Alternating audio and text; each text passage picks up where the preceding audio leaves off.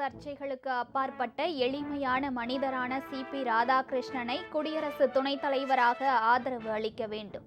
எதிர்க்கட்சிகளுக்கு பிரதமர் மோடி வேண்டுகோள்.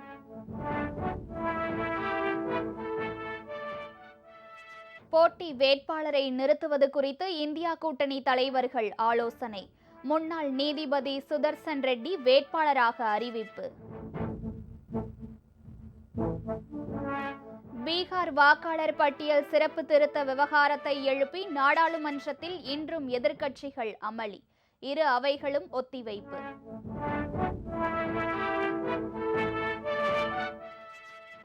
முன்னாள் படை வீரர்களின் வாழ்வாதாரத்தை மேம்படுத்திடும் முதல்வரின் காக்கும் கரங்கள் என்ற புதிய திட்டம் சென்னையில் தொடங்கி வைத்தார் ஸ்டாலின். கர்நாடகாவிலிருந்து தமிழகத்திற்கு காவிரியில் நீர்வரத்து 1,25,000 கன அடியை தாண்டியது. கரையோரம் வசிக்கும் மக்களுக்கு வெள்ள எச்சரிக்கை.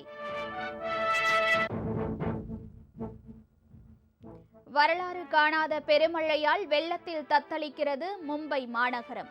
பள்ளி, கல்லூரிகள் மற்றும் அரசு அலுவலகங்களுக்கு 2வது நாளாக விடுமுறை.